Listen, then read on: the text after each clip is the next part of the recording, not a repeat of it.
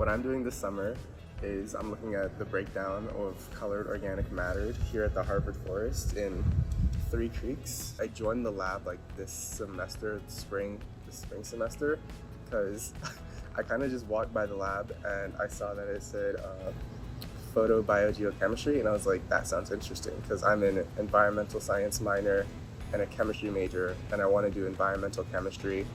So that's kind of what this was. Okay, so some skills I've learned this summer, like coding. I didn't know like any coding before, and now I'm learning some R. Field work. This is my first experience with like collecting samples in the field, which is really helpful. And then also just like basic lab skills, pipetting, washing, everything around the lab.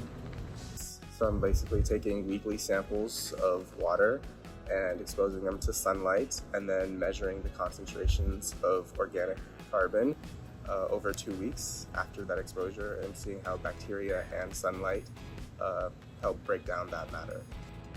I guess it's interesting like how the different creeks that we visit have like such different levels of carbon. Like you can see it really distinctly. Like some are like, they look crystal clear, and then some are super dark orange brown.